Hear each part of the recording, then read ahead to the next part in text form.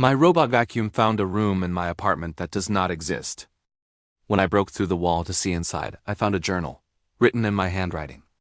Describing a life I never lived. Let me explain how this happened.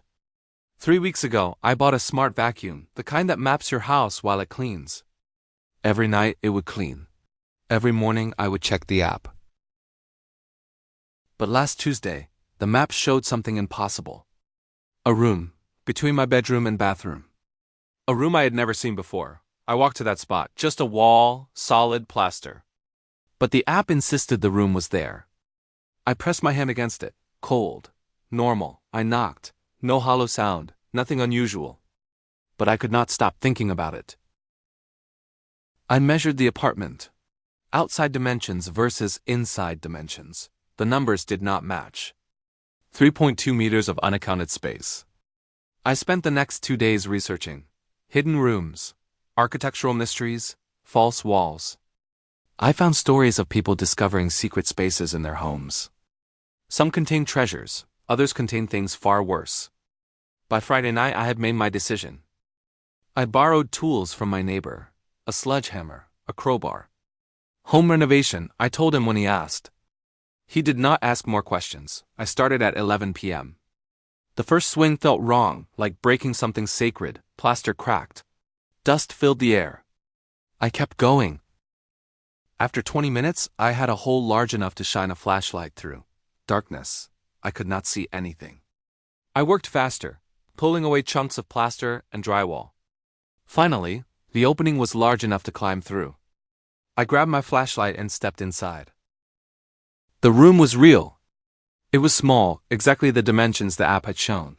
The walls were bare concrete, no paint, no decoration. In the center of the room sat a wooden desk.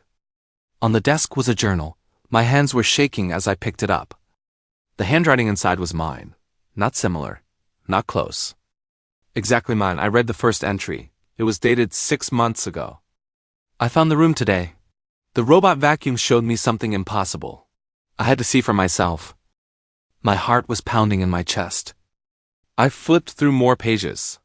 Every entry was in my handwriting, describing my life, my thoughts, my fears, but these were not my memories. One entry described a job interview I never attended. Another described a relationship I never had.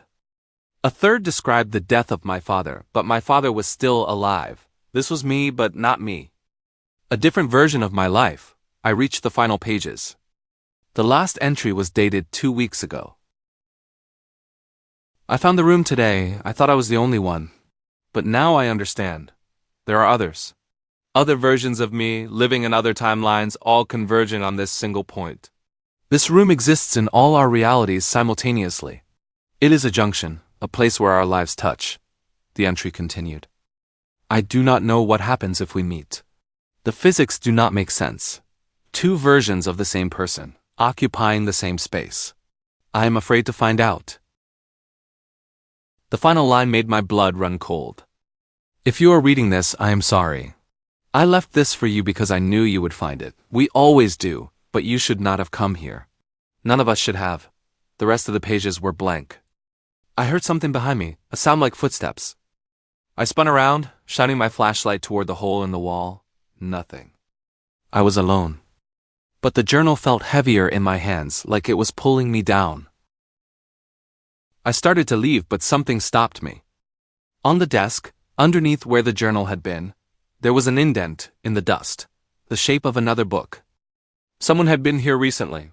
Someone had taken something. I climbed back through the hole into my apartment.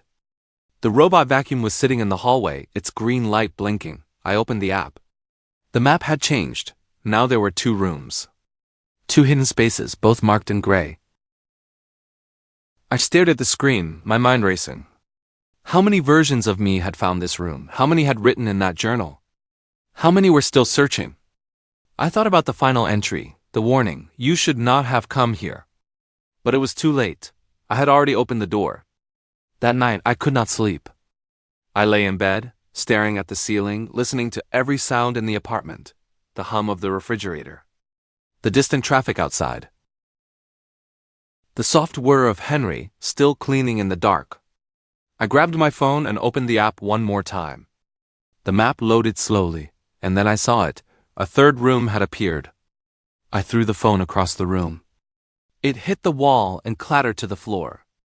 I pulled the blankets over my head, squeezing my eyes shut, willing myself to wake up from whatever nightmare this was.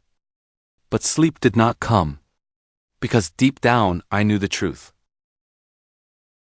The rooms were not appearing randomly. They were appearing because I was looking. And somewhere, in another timeline, another version of me was lying in bed, staring at their phone, watching a new room appear on their map. Wondering if they should investigate, wondering what they would find. I never thought a robot vacuum would change my life. But now I wish I had never pressed that button. I wish I had never seen that map. Because some doors, once opened, can never be closed. And some rooms are better left hidden.